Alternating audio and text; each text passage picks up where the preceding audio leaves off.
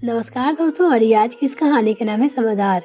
नीरज, आज शाम को ऑफिस से आते समय गुलाब जामुन लेते आना। तुम्हें पता है ना, इस समय मुझे कभी चटपटा, कभी खट्टा तो कभी मीठा खाने का बड़ा मन करता है। तो आज मेरा मीठा खाने की बहुत ही इच्छा हो रही है। और हाँ, गुलाब जामुन छुपा कर लाना, माँ जी को इसकी भनक ना पड़ जाए।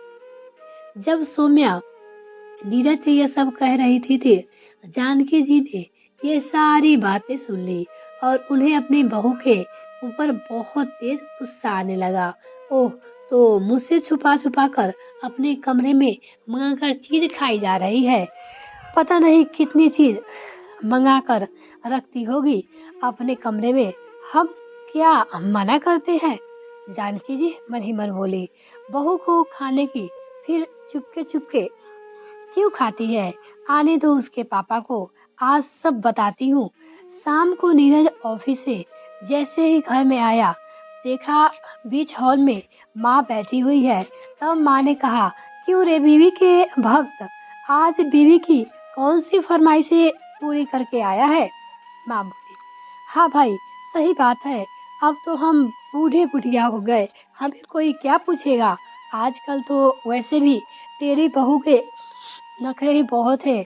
मेरी तो हर खाने की चीज में कटौती कर रखी है और खुद इतना सब कुछ मंगा मंगा कर खाती है। मेरा कितना मन करता है कभी खीर, कभी हलवा, कभी जलेबी का। पहली बात तो आजकल बहू यह सब चीजें बनाती ही नहीं है, और कभी कभार त्योहार पे बनाती भी है तो बस प्रसाद की तरह देती है। अरे हम क्या भूखे नंगे हैं जो हमारे साथ इस तरह से व्यवहार करती है? तब नीरज ने माँ की बात सुनकर सौम्या को आवाज लगाई। नीरज की आवाज सुनकर सौम्या और नीरज के पापा दोनों ही हॉल में आ गए। यह सारी बातें जानकी जी ने सौम्या और अपने पति से कही। सौम्या तो बेचारी चुपचाप गर्दन नीचे करके खड़ी रही।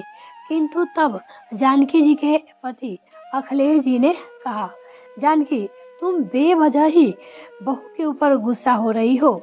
उसके जानकी के पति बोले, यानी कि ससुर। अरे हम लोग भाग्यशाली है कि हमें ऐसी समझदार बहू मिली है। तुम्हें पता है, बहू सिर्फ तुम्हारी वजह से ही आजकल मीठा या फिर ज्यादा तेल मसाले का खाना नहीं बनाती है। तुम शायद भूल गई हो, किंतु सौम्या को अच्छी तरह याद है कि पिछले साल डॉक्टर ने तुम्हें डायबिटीज और हाई बीपी की परेशानी तुम्हें बताई थी।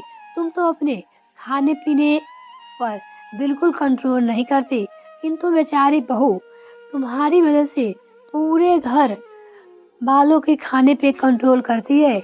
आज भी उसके गुलाब जामुन छुपा कर लाने को इसलिए कहा क्योंकि वह पेट से है और उसे इस समय खाने की चीजें का मन करता है। इसलिए उसने नीरज से ऐसी चीजें छुपा कर लाने को कहा। ससुर बोले, ताकि उन्हें देखकर तुम्हारा खाने का मन ना हो, और वैसे भी बहू तुम्हें किसी बात की कमी रहने देती है। हम दोनों का सुबह की चाय से लेकर रात के दूध तक का ध्यान रखती है, और वह हमें बिल्कुल अपने माँ बाप की तरह मानती है। और अगर तुम्हें अपनी बीमारी का ध्यान नहीं है तो तुम शौक से इन चीजों को खा सकती हो, और जब तुम्हारी बीमारी ज्यादा बढ़ जाए तो मुझसे कहने की कोई जरूरत नहीं है।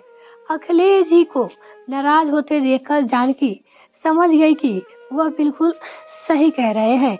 उनके लिए थोड़ा सा ही मीठा खाना खतरनाक साबित हो सकता है।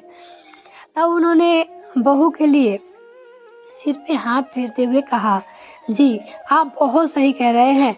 बहू बहुत ही समझदार है, किंतु मैं ही ना समझ हूँ निकली। बुढ़ापे में आकर मेरा मन बच्चों की तरह ललचाता रहता है। पर हम बहुत ही भाग्यशाली है कि हमें ऐसी बहू मिली है जो हमारा इतना ध्यान रखती है। बहू, आज से तुम्हें छुपा कर मंगाने की कोई जरूरत नहीं है।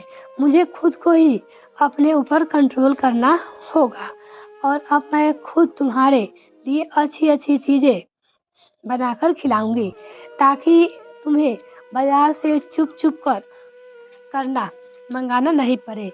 और जानकी जी की बातें सुनकर सभी लोग हंस दिए। मिलते हैं फिर नेक्स्ट वीडियो में, तब तक के लिए bye. Thanks for watching this video. ये कहानी कैसी लगी कमेंट सेक्शन में लिखकर जरूर बताइएगा। बहुत बहुत धन्यवाद।